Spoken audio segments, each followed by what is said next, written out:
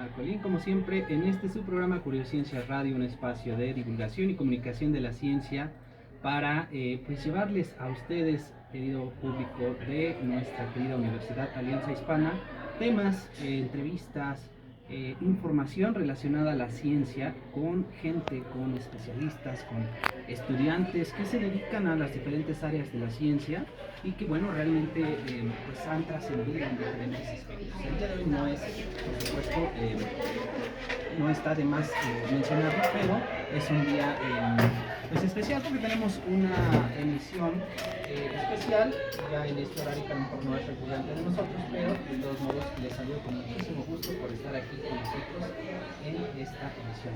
Agradecemos como siempre a la Universidad Alianza Hispana, al maestro Miguel Ángel, también por toda la presentación de llevar estas emisiones a las diferentes regiones a través de la radio. El día de hoy vamos a platicar un tema muy particular porque precisamente no sé si se acuerden, pero el día lunes que tuvimos otro programita, hablábamos de un poquito de la física cuántica. Hablábamos de las partículas y de los diferentes aspectos porque en esta semana se cumple aniversario del nacimiento de Peter Higgs. Y precisamente yo les comentaba, ojalá que pronto podamos tener a alguien que nos platique, que nos detalle un poco más acerca de estos temas tan enigmáticos, pero a la vez también tan atractivos de la física. Y bueno, precisamente tendremos el día de hoy una grandísima invitada, a quien en unos minutitos voy a dar a conocer.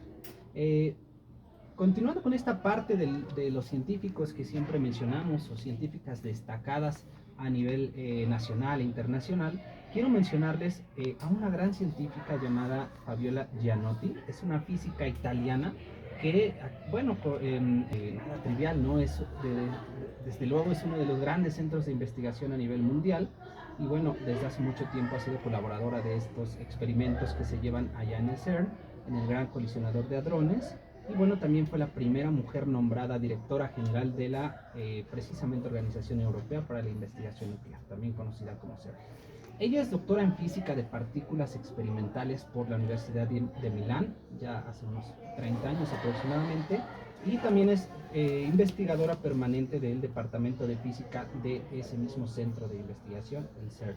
Además de todo eso, es una de las científicas a nivel mundial más reconocidas, más galardonadas y por supuesto también que más personas llegaron a conocer, sobre todo porque ha sido, por ejemplo, catalogada como una de las 100 mujeres más inspiradoras del mundo por el diario Guardián de Reino Unido, clasificada también la quinta personalidad del año por la revista Time, nombrada también entre las 100 mujeres más influyentes del mundo por la revista Forbes y considerada entre los principales pensadores globales por la revista Foreign Policy. Así que bueno, quiero compartirles esto. Ya desde hace tiempo que tenemos este espacio de radio, hemos venido reforzando, hemos venido platicando esa importancia que tiene que ver con las mujeres en las diferentes áreas de la ciencia, con la apertura de espacios, con la inclusión, con romper esa brecha de género que hay a nivel mundial. Y bueno, creo que no hay mejor inspiración que una persona como la doctora para que las personas pues también se den cuenta que es posible a pesar de todos los obstáculos y que ojalá que cada vez los vayamos erradicando. Vamos a pasar brevemente también a la lectura de la semana recomendada y es precisamente de otro físico. Uno de los físicos que se denomina así, la teoría del todo. Así que la idea de Hawking siempre fue tratar de buscar eso, ¿no? Esa compilación teórica que explicara de alguna manera el universo, ¿no? Como un todo.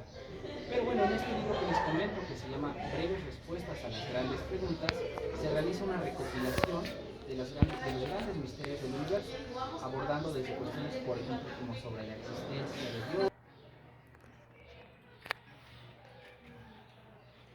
¿Qué tal, amigos y amigas? ¿Cómo se encuentran? Para quienes se vienen conectando, quienes nos están sintonizando en este momento, qué bueno que están llegando porque justamente vamos a comenzar con nuestra entrevista en la cual vamos a tratar un tema muy particular, muy interesante que seguramente nos puede despejar muchas dudas y tiene que ver con el CERN, si no sé si lo hayan escuchado como tal, pero es un lugar, es un laboratorio gigante donde se busca, pues como nuestra invitada nos lo decía, ¿no? Descubrir los secretos del universo.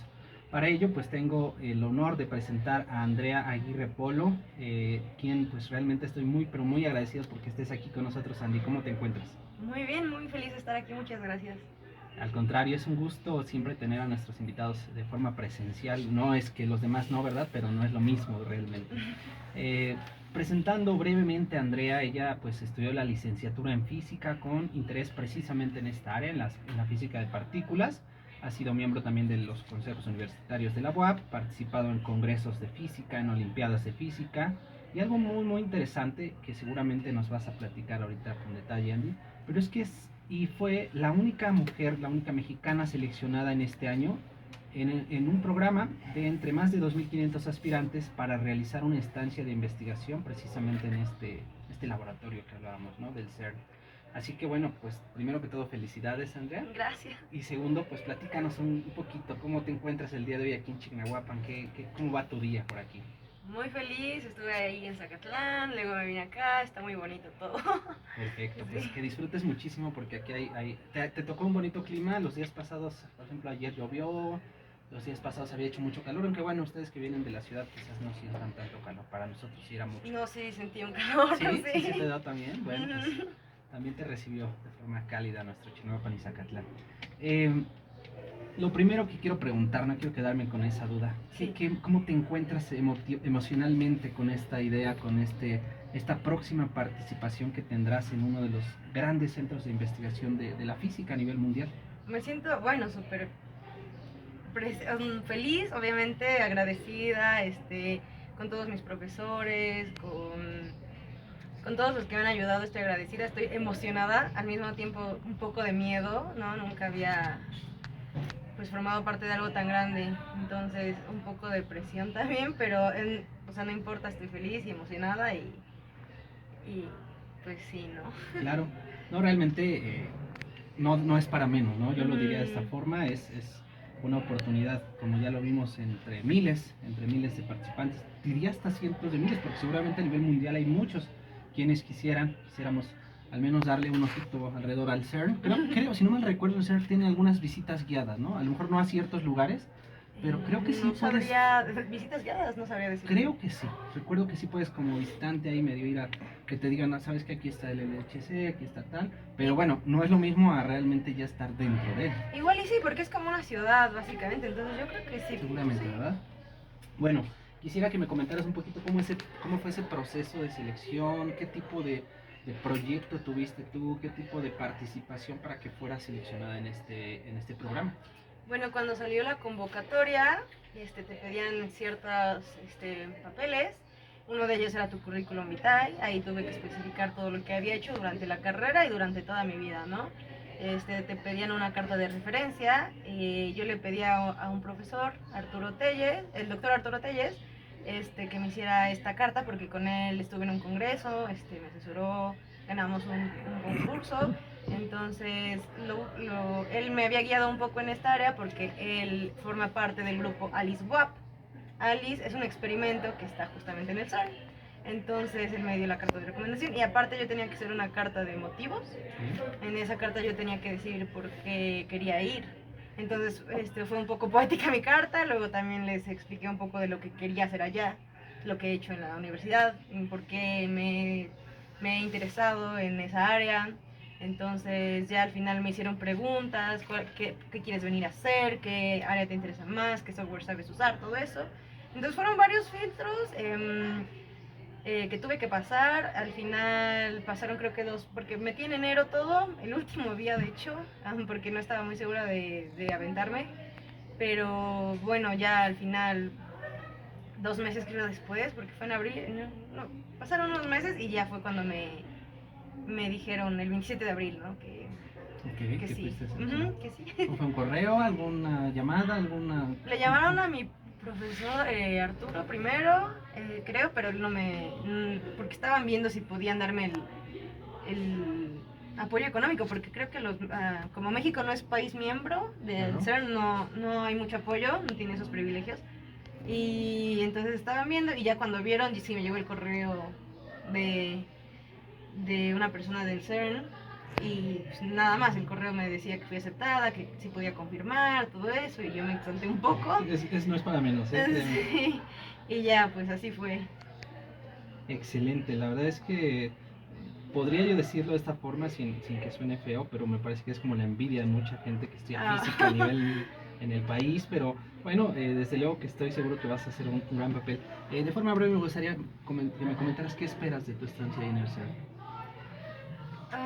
Bueno, yo voy a estar en un proyecto en ese mismo experimento que te comenté, Alice. ¿Sí? Voy a trabajar al parecer con un grupo que también tiene muchos mexicanos. Son ya investigadores de allá.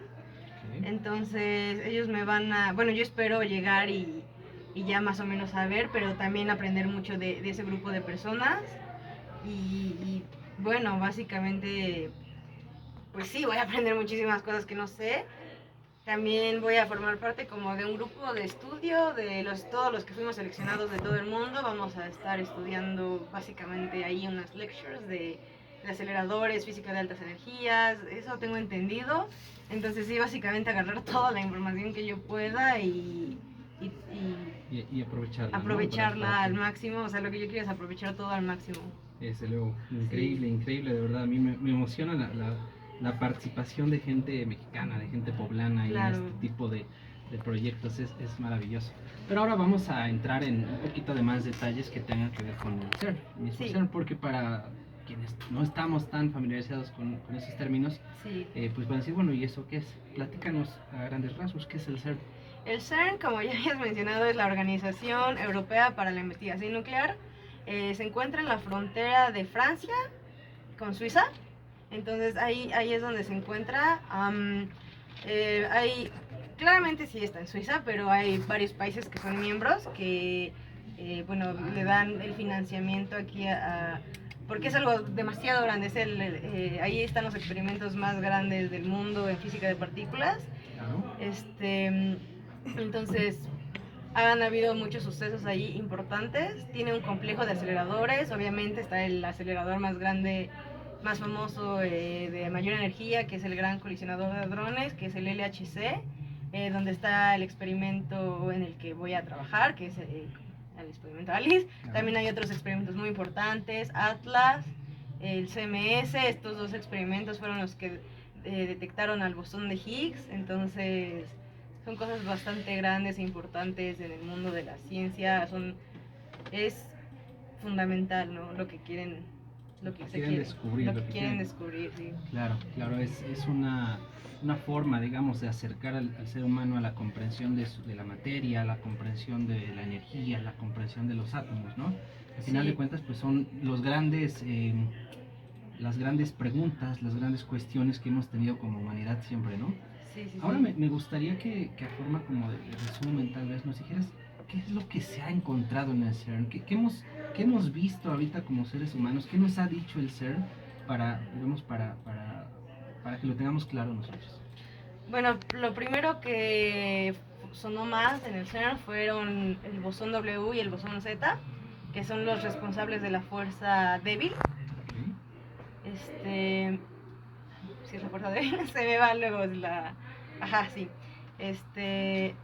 Estos bosones fueron encontrados en el CERN. No me acuerdo qué año era exactamente, creo que o sea, se hizo en los 50, fueron unos años después. Todavía no fue en el LHC. El LHC fue mucho después. Entonces lo primero que encontraron ahí fueron estos dos bosones, ¿no?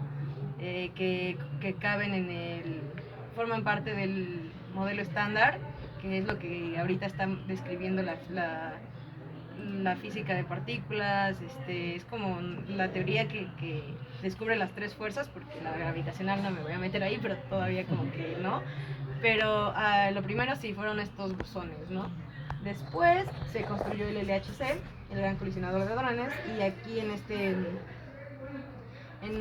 hubo como un miedo como mundial, no sé cómo decirlo, porque alguien empezó a decir, ¿no? Empezaron a decir, no, va a poder crear un agujero negro, nos va a tragar todo en la Tierra, no. Se creó como esta paranoia muy grande con este acelerador, y obviamente nada que ver no puede pasar ni de chiste. O sea, para crear esas energías se deberían en billones de años, o sea, nada que ver, pero sí hubo esto, eso se volvió más famoso por esa paranoia, ¿no? Que por lo que es. Sí, después ya creo que se acabó en el 2008 el LHC y empezó a trabajar en el 2012 fue cuando se descubrió o se detectó, digamos, una partícula que tenía estas mismas características que cabían las características del bosón de Higgs, ¿no? Que era una partícula teórica por Peter Higgs, que creo que fue en los 70s, ¿no? Que ya lo había teorizado, ¿no? Entonces, bueno, Peter Higgs hizo esta teoría del campo de Higgs. El campo de Higgs se supone que es lo que hace que, básicamente, que existamos, ¿no? Porque gracias a este campo las partículas elementales tienen masa, pueden tener esta masa y por lo mismo es que existimos, ¿no? Entonces este campo, ¿cómo podríamos saber si existe? Porque el bosón de Higgs es una manifestación de este campo, ¿no? Entonces cuando se descubrió o se dijo que se había detectado una partícula parecida fue básicamente, sí, ya se confirmó, 2013 Peter Higgs gana el premio Nobel, ¿no? Claro. Entonces fue algo impresionante, estuvo en las noticias, todos sabían del CERN, fue algo muy, muy, muy, muy grande. Sí, fue quizás el descubrimiento de la física más llamativo, más que se diseminó más, ¿no? En estos últimos años. No recuerdo al menos algún otro aportación, no digo que no haya habido, pero realmente se hizo súper popular.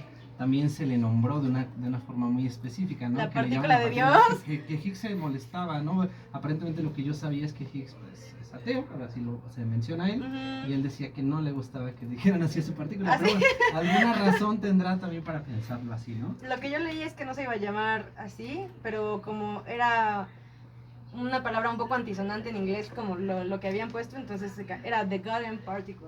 Sí. Entonces se lo cambiaron a The God Particle para que no sonara tan mal en la radio. Ay. Bueno, no es una grosería, pero no suena muy bien, entonces sí, claro. Lo cambiaron y ahora es la partícula de Dios, ¿no? Sí, claro, y bueno, pues alguna razón también, yo creo que mediática también, porque de esa manera se conoció más, la verdad, mucha gente la conoció la física de partículas, al menos sabía que eso existía, al menos sí. Sabía que había un laboratorio gigante que yo, la verdad no sabía cuánto tiempo tiene ya el CERN. Desde los 50. Los 50 se me hace increíble. El CERN sí, el colisionador desde 2008, creo. 2008. Algo así. Bien. Otra pregunta que tiene que ver ya un poquito con la parte metodológica, con la parte funcional de estos proyectos, estos colisionadores, estos aceleradores. ¿Cuál es el principio de funcionamiento de ellos? De los aceleradores, estos usan dipolos magnéticos para que la partícula pueda hacer su viaje, la partícula, pero bueno, una vez que está en el colisionador es porque ya tenía una aceleración, porque primero estuvo en un inyector, después en un booster, van acelerando la partícula y con dipolos magnéticos van cambiando su trayectoria, ¿no? Es electromagnetismo, ¿no? Básicamente, cosas así. La partícula empieza a acelerar y ya que están aceleradas, las hacen colisionar. Entonces las hacen colisionar estas partículas y justamente los experimentos del Atlas MS, el mío que va a ser el ALICE, detectan, ¿no? Detectan lo que pasa en la colisión. Una vez que detectan eso que pasa en la colisión, se crean muchos datos.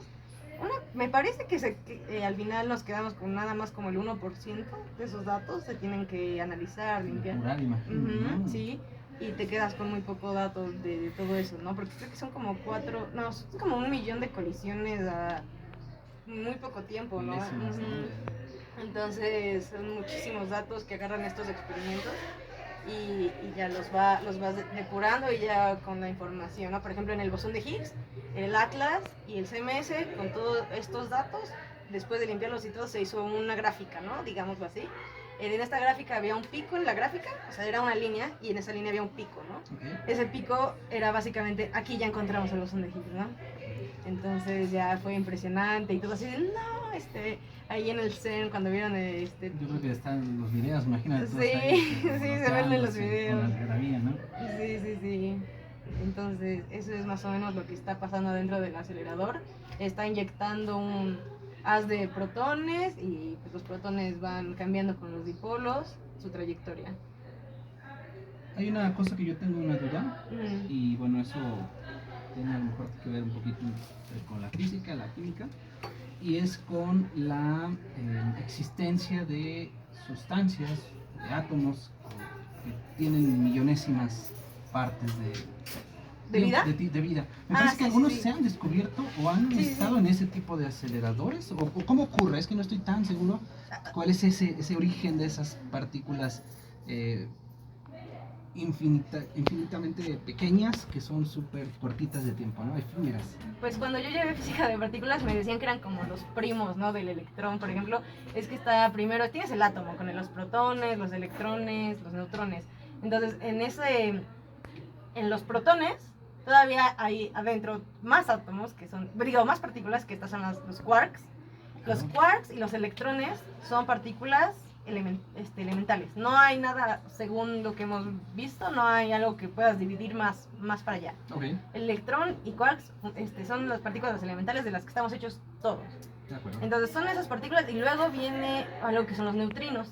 Los neutrinos son como fantasmas, una vez lo vi así en la analogía en un video. Los que pueden pasar la materia, ¿no? Ajá, pasan, están ahí, pero no están interactuando. Claro. Entonces tenemos esas partículas y cuando empezamos, creo que el quark no fue en el CERN, creo que un tipo de quark fue en el Fermilab, no estoy muy segura, pero sí fue en un acelerador. Y bueno, el electrón tiene como un primo más pesado, okay, más inestable, que es el muón. Okay, todavía más pesado aún está el tau, creo así se llama, que es igual como primo del electrón. Y estos son tan inestables y tan pesados que no viven mucho tiempo. Tienen una... O sea, no viven nada, decaen en electrones y neutrinos, ¿no? Entonces, estas partículas, como son tan inestables, pues decaen, ¿no? También hay otros tipos de quarks, los quarks que conocemos en el up y down. Después están los quarks charm y strange, quarks top y bottom, esos también son muy inestables, y pues los neutrinos correspondientes a esos, ¿no? Básicamente te describí el modelo estándar, pero estas son las partículas de masa, se dice. Están los fermiones, ¿no? Luego están los bosones, que son las que dan la fuerza, ¿no? Okay. Por ejemplo, el bosón de Higgs, que está relacionado al campo de fuerza Higgs. También el fotón, que está relacionado al campo electromagnético. El gluón, que es con la fuerza... Siempre se me da la fuerza débil. Es que la fuerza fuerte, la fuerza débil ya se me revolvieron, ¿no? Pero los gluones de glue, mantienen a los protones, ¿no? Entonces, ese es el modelo estándar. O sea, que busca, digamos, ese modelo estándar, ya de acuerdo a lo que tú comentas, describir, entender el funcionamiento, la estructura de cada una de estas partes que componen a los átomos, ¿no? Básicamente, y que le dan razón de ser, de existir a los átomos como son, ¿no? Sí. Como los entendemos. Porque claramente, a principios del siglo pasado, la percepción con respecto al átomo era muy diferente, ¿no? Era, como todos lo vemos, yo creo que en algunas clases de física, esos modelos de Dalton, de Rutherford, demás, etcétera, sí, los de secundaria, sí. Claro, que hasta incluso le llaman uno el budín de pasas, ¿no? Que, sí, recuerda, era de Dalton, era el de Dalton, ¿verdad? Sí. Así que bueno, esto es muy interesante porque pone en perspectiva los cambios tan impresionantes que ha habido en la física en 100 años, ¿no? Sí, básicamente. Y de ahora para adelante, ¿qué se espera? ¿Qué buscas? ¿O qué se buscaría lograr, por ejemplo, en un gran colisionador de hadrones, en un lugar de esto? El colisionador de hadrones justamente lleva 3 años sin funcionar. ¿Sin funcionar? Sí, okay. Estaba en mantenimiento y justamente algo de abril, 22 de abril me parece, volvió a funcionar. Entonces ahorita fue mejorado y ahorita esperan algo grande, ¿no? Bueno, muchos tienen la esperanza, claro, porque claro, sí. no es así de que... Y por ejemplo, están buscando, hay algunas partículas con nombres muy extraños, por ejemplo el Squark, que igual y podría probar la supersimetría, pero esos ya son como así de que ya estoy esperando mucho, ¿no? De que Sí. De alguna manera, otra cosa que también pues he estado leyendo este gusto que yo tengo por la física cuántica, pero que no tengo la formación, yo tenía la duda, por ejemplo, si también esos ejercicios, esos experimentos que se logran hacer, tienen como la intención de replicar el origen del universo. Pues justamente lo que haces en el colisionador es hacer, tú tienes que tener las propiedades, no sé cómo, no son propiedades, las condiciones que había en el universo antes del, bueno, cuando lo del Big Bang, ¿no? Entonces tú quieres recrear eso en el CERN y, por ejemplo, que ya no tiene mucho que ver con el colisionador, pero una cosa es la antimateria. Entonces allá, ¿has visto Ángeles y Demonios? La película. Creo que sí la vi hace varios años. Yo no la vi, pero siempre que les mencionaba el CERN me decían, sí, como Ángeles y Demonios, y yo qué, y me dicen, sí, robaron de Dan Brown, si no mal recuerdo, ¿no? Ahí, según hay una escena donde roban antimateria para explotar el Vaticano, ¿no? Y obviamente es ficción, obviamente, pero sí se crea, sí hay antimateria creada en el CERN. Y por ejemplo, cuando fue el Big Bang, se supone que debía haberse creado misma cantidad de materia que de antimateria, ¿no? Entonces, justamente eso es lo que tratan de recrear ahí. Creo que no es en el LHC, creo que se llama el desacelerador de antiprotones, que es está el protón y luego está su antipartícula, que es el antiprotón, ¿no? Entonces ahí están tratando de crear eso para entender, ¿no? ¿Por qué estamos hechos de materia y no de antimateria? Esa es una pregunta que tienen que ver. Entonces eso es lo que hacen con ese experimento, por ejemplo, y viene desde el Big Bang, se supone, pero bueno, en la película tiene algo de realidad, que cuando la materia y la antimateria se tocan, se destruye. Entonces, por eso... ¿Se destruyen ambas? Sí. Oh, interesante. Pero como es muy, o sea, en el CERN lo que hay es, creo que hasta donde yo leí hace un poco de años, era 1 trillonésimo de gramos, era muy poca. Sí. Y según en la película ya era como 1/8 de gramo, una tonelada. No, pero sí, es pura ficción. Échala a la camioneta. Sí, curiosamente eso me gustaría platicar ahorita. Vamos a ir a un pequeñito corte cultural y regresamos con esta parte.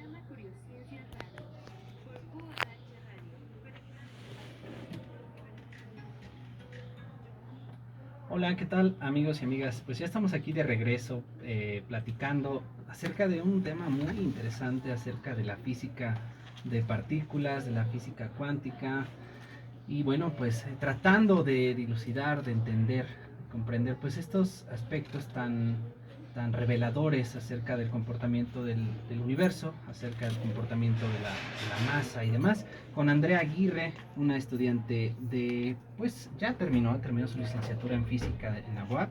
Y bueno, realmente estoy agradecido porque nos estás compartiendo cosas muy interesantes. Creo que estoy aprovechando este programa para también resolver mis dudas, así que espero extenderlas también, las de nuestro público. Platicabas hace un ratito de esta ficción, ¿no? Que a veces se toca cuando se habla de los viajes en el tiempo, de la antimateria, de la física y demás. Yo quisiera que me comentaras tu percepción acerca de la física real, de lo que sí se hace, en comparación con la ficción que luego llega a ver en las películas. ¿Qué tanta semejanza, qué tantos disparates, qué tanto hay por ahí de cercanía con esto? Yo siento que la ficción lo que hace es tomar un poco de la realidad y llevarlo al extremo y, bueno, sí, básicamente, por ejemplo, lo que te contaba, ¿no? Sí hay antimateria en el CERN, eso sí es cierto, pero no es tener tan la cantidad y no es tan fácil robártela y usarla, o sea, pero de que hay. Entonces yo creo que estas personas se inspiran, ¿no? En la física real y el potencial que le ven y luego dejan volar su imaginación. ¿No? A veces es al revés, a veces de la ficción, por ejemplo, no sé si conoces a Miguel Alcubierre. Es un, bueno, creo que es egresado de la UNAM, pero es demasiado famoso, ¿no? Porque ya sé quién es. Sí, porque él hizo, no sé si me estoy equivocando, pero cómo poder viajar más rápido que la luz de forma teórica, ¿no? Y entonces él una vez en una entrevista dijo, es que estaba viendo Star Trek y se me ocurrió, ¿no? Y yo estaba haciendo mi tesis o algo así, no sé, y entonces de la realidad a la ficción y también puede ser de la ficción a la realidad, ¿no? Él estaba haciendo su tema, estaba viendo Star Trek y dijo, se le ocurrió, ¿no? Voy a ir por ahí. Sí, por Claro. ejemplo, entonces es lo interesante y también por eso me gusta mucho partículas, porque pues hay varias ramas, ¿no? De la física, pero física de partículas es como aquí, estoy al límite y estoy tratando, muchos dicen que está estancada esa área, pero pues es muy relativo y yo digo que hay algo ahí, ¿no? Hay algo Sí, todavía impresionante. sigue habiendo mucho en espera Sí, de ser es, estudiado, entendido, descubierto, ¿no? Yo creo que tú misma lo dijiste hace un ratito, ¿no? Acerca de ese potencial que tiene, pues, los distintos laboratorios, las personas haciendo proyectos, ¿no? Como tú, como las personas de la web que también desde aquí colaboran directamente con el CERN y sí gente de tiene varios creo una, sí laboratorios. tiene, he visto profesores, por ejemplo, mi profesora de física de partículas, Cecilia, ella estuvo, creo que colabora con el experimento CMS, Ujú. el que justo te digo, detectó el Higgs. El Higgs, claro. Entonces son cosas así que si hay, yo no voy a ir de parte de la BAB, yo me metí directo ahí al CERN, pero sí de que sí hay posibilidad de estudiante de la BAB de ir ahí a ver, ¿no? Sí, Claro. no como en la estancia, pero sí podrías ir con un profesor, cosas así. O sea, hay muchas oportunidades. La UAP es la mejor escuela de física Sí, mencionar eso, tienes razón.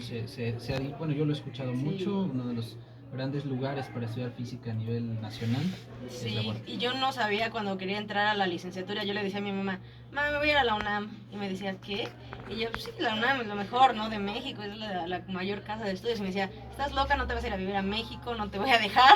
Y decía, vete a la UAP. Y yo, ay, bueno, y ya el primer día en la UAP me dijeron, somos la mejor escuela de física de todo el país. Y yo, ah, Aquí me y quedo. fue una sorpresa para mí, ¿no? Pero, y sí lo es, de verdad que sí lo es.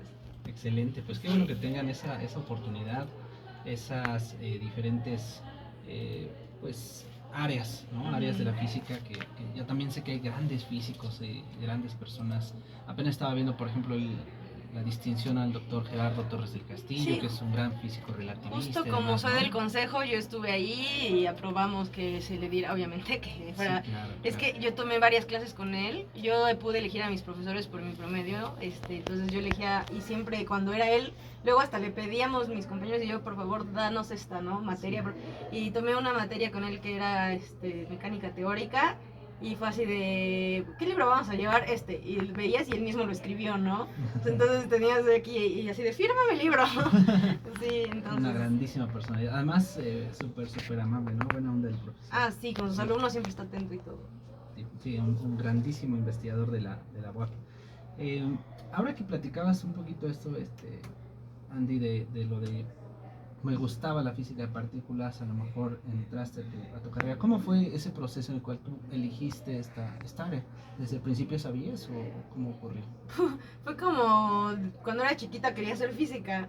Fue como como cuando quieres ser astronauta de chiquito, bombero, cosas así, y yo así de física. Pero fui creciendo y ya lo había dicho una vez que me iba a meter a actuaría. Okay. Porque yo decía, no, esta es la vida real, ¿no? Necesito una carrera que tenga futuro. Bueno, obviamente la física tiene futuro, pero yo decía algo más concreto, ¿no? Claro. Y yo decía, bueno, actoría, yo soy buena en mate, y los actores dicen que tienen dinero, ¿no? Luego te guías por el dinero y te metes a lugares donde no deberías y al final te termina saliendo. Entonces no me guié por el dinero y dije, pues ya, física, o sea, ¿Eso querías? no sabía por qué, fue un instinto, pero yo pues tomé la decisión correcta, siento. Muy bien. Y desde luego que se nota porque lo comentas con mucha pasión, con mucho gusto y es bueno que lo puedas expresar de esta forma.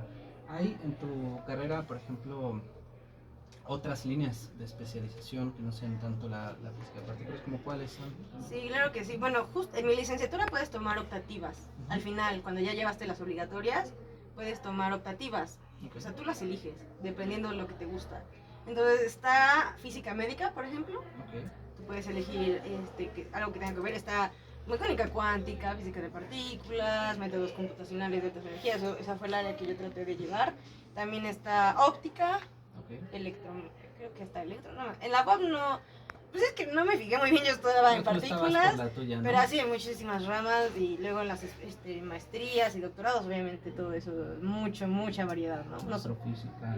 Ajá. La física es uno de los grandes licenciaturas en el área de la ciencia, ¿no? Básicamente puedes irte a donde tú quieras, la ciencia de datos también. Muchas Justamente cosas que yo pasan por eso, quería, de hecho justamente eso voy a ir a hacer allá. Bueno, yo quería ciencia de datos cuando acabé. Ujú. Antes de saber que iba a irme al CERN, ya empecé a estudiar ciencia de datos. ¿no? Ok. Porque, no sé, pero me lo veía prometedor.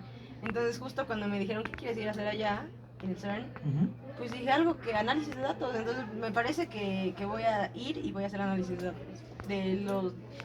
De la corrida 2 del colisionador, ¿no? ¿Cómo es eso? ¿Qué es eso? ¿Qué es ese paso? ¿Cuál es ese proceso del análisis de datos? ¿Qué buscarías tú? Se supone que hacen el experimento, Ujú. recaban cada experimento que me hace el Alice va a recabar muchos datos, muchos, como te dije que solo nos quedamos con muy pocos y estos datos se tienen que limpiar, se tienen que pues hacer un análisis. Entonces yo les dije que eso es lo que yo prefería, ¿no? Analizar estos datos. Muy bien, Sí. excelente. Pues sí, es realmente esperanzador lo que dices. Yo me gustaría que, por ejemplo, nos platicaras cuando regreses. Bueno, Sí, que falta claro. tiempo, ¿verdad? Pero primero disfrutes tu estancia ahí en el Sí. CERN y todo, pero sí me encantaría que nos platicaras esa experiencia de una chica poblana, mexicana, estando ahí. ¿Cuándo te vas a ir? Yo tengo que estar allá el 27 de junio a las 8 de la mañana, tiempo Ginebra, pero pues yo creo que voy a llegar un día antes o dos para establecerme, ¿no? Ahí. Ok, o sea, va a ser como también medio corriendo que diga un día para otro ya. Sí, de hecho, sí, o sea, voy a llegar. De hecho, no te puedes quedar mucho tiempo, ¿no? Solo es como te dan un fin de semana antes y un fin de semana después, pero de ahí te vas a tu país, o sea, entonces tengo que estar muy bien con los tiempos. Muy bien, excelente, excelente. Ujú. Hay una cosa que también suelo cuestionarme mucho con respecto a al uso de la palabra cuántico y de todo esto. Sí, Me sí. gustaría que nos dieras un poquito tu opinión acerca de cuál es el límite de esa palabra, porque sé que la gente a veces lo ocupa para cualquier cosa, ¿no? ¿No has visto que luego lo No. comentan como de medicina cuántica o como sí, de sí, sí. cosas de ese tipo, como Sí, sí, medio sí. de pseudociencias, ¿no? ¿Cómo lo interpretamos nosotros? ¿La cuántica? Yo diría, La realidad, lo cuántico, que sí es real de la física o lo que es como pseudociencia, por así decirlo. pues es básicamente todo a nivel subatómico, yo diría, ¿no? Ok. A nivel partículas, todo eso, no es algo. Célula ya no es algo cuántico, Claro. Las partículas, sí, un sistema de partículas es algo cuántico, entonces también hay mucha como matemática nueva que no usas en el mundo cotidiano. Es como el mundo cuántico se rige como por otras leyes que el mundo real. Okay. Entonces tú dices, ¿cuál es el límite? ¿Cuándo dejas de regirte por las leyes de la cuántica y empieza la clásica, ¿no? Entonces, pues sí, o sea, no se puede definir un límite, por ejemplo, pero es un mundo totalmente, se rige por probabilidad, ¿no? Okay. O sea, no puedes y aparte cuando tú mides algo, alteras el sistema, ¿no? Entonces, también hay un problema ahí, ¿no? Mucha incertidumbre. Mucha incertidumbre, nada es 100% probable, básicamente todo es probabilidad, y aparte tienes que aprender unas matemáticas. O sea, me acuerdo mi primer clase de cuántica, que la llevé con el profesor Novales, muy bueno. Primero fue como de, bueno, vamos a ver esta matemática, esto es un ket, esto es un bra, esto es un bracket, esto es un términos que jamás en mi vida usé en la licenciatura, ¿no? Entonces tú aprendes todo eso y, bueno, pues ahí, ¿no? Medicina cuántica, por ejemplo, o computadoras cuánticas, relojes cuánticos son algo que está como relacionado por ejemplo, no sé, el spin de un átomo, cosas así, ¿no? Claro. Entonces, son muy precisos. El reloj cuántico es demasiado preciso, por ejemplo. Cosas así. Entonces, sí hay como podríamos decir, reloj cuántico, computadora cuántica, pero en ese sentido, más bien. Claro, imagino que te da falta muchísimo por seguir descubriendo, interpretando de este mundo, ¿no? Sí, es demasiado incertidumbre. Es interesantísimo esto que trata de revelar los secretos del universo, los secretos de los átomos, de qué estamos compuestos y demás. Vamos a ir a nuestro último corte cultural del día de hoy y regresamos en unos minutos. Amigos y amigas, espero que tengan una excelente tarde. Si están ahí en su casita comiendo o están escuchándonos en cualquier parte de este bello municipio de Chignahuapan, agradecidos mucho con ustedes porque nos están escuchando aquí. Les recuerdo que estamos platicando con Andrea Aguirre Polo, una chica que próximamente irá a hacer una estancia un tiempo de trabajo ahí en el CERN, en uno de los grandes laboratorios de física a nivel mundial. Y bueno, pues realmente ya nos compartió cuál es su expectativa, cuál espera que sea su experiencia, y también por supuesto nos aclaró un poquito de cómo es este espacio, cómo es este lugar en el cual se trata de entender pues a la materia por sí misma, ¿no? Ya después de todo lo platicado, Andrea, sí me gustaría que nos dieras pues alguna recomendación, por ejemplo, eh, para la gente que estudia física, para los jóvenes que quieren irse al área de la física, que le tienen miedo tal vez, y por ejemplo a las chicas también, que no sé qué tanto porcentaje haya de mujeres en comparación con hombres. Según yo en la UAP es un tercio de mujeres. Un O sea, tercio y de aparte de mujeres. eso era como de muchas mujeres para la carrera, ¿no? Era como, estaban orgullosos de que hubiera un tercio de mujeres. Perfecto. Bueno, pero cuando yo entré fue hace unos cuantos años. ¿Crees que ya haya cambiado un poquito eso? He visto más mujeres cada ¿Sí? día, sí. Excelente. Sí. Y estas recomendaciones, esto que tú podrías aportar, por ejemplo, para alguien que empiece a estudiar física o que le guste la física y esté en bachillerato, por ejemplo. Pues, o sea, su formación, por ejemplo, Un poquito, sí. pues, física es básicamente lo que, mate aplicada. Uh-huh. Las matemáticas son el lenguaje de la física, entonces apréndete muy bien tus matemáticas. Tampoco, o sea, si no sabes todo, o sea, no te preocupes, yo entré y apenas o sea, sí sabía matemáticas y todo, pero fui haciéndome una formación más sólida durante la carrera, ¿no? Porque empiezas con temas fuertes de matemática y te ayudan mucho, ¿no? Pero sí, física es mate aplicada, entonces es el lenguaje que usas, ten muy bien tus bases de matemáticas. Y pues básicamente eso, porque una vez que ya tienes eso, nada más te falta la interpretación física. Claro. Entonces, obviamente, como es un mundo real, tiene sus limitaciones, o sea, no puedes agarrarte el número imaginario para describir, o no sé, el número negativo para una distancia, cosas así. Tú tienes que saber que cuando hay una inconsistencia matemática, porque algo en la física, ¿no? Está pasando ahí. Entonces, pues, interpretar tus matemáticas en el mundo real, ¿no? Pero, claro. O sea, si tú quieres entrar a la física, lo único que necesitas tú es la matemática y ya, pues bases de igual y al principio física clásica, Newton, claro. Básicamente Newton. De lo que lleva uno en la prepa, ¿no? En la secundaria, un poquito como las bases de la física. Sí, o sea, sí, pues yo empezaría igual con física clásica, un poco de circuitos, electro, pero muy, muy básico, o sea, lo que necesitas es la matemática. Excelente. Pues muchísimas gracias, Andy, por platicarnos, por aclararnos este panorama, por compartirnos tu conocimiento, pues como decían hace ratito, tus expectativas de lo que vas a hacer allá. Te deseamos muchísimo éxito. Muchas gracias. Esperamos que te vaya muy, muy bonito ahí en el CERN y que puedas regresar y platicarnos, ¿no? De lo, claro. de lo que hiciste. Bueno, vamos a pasar ya a nuestra última sección del día de hoy.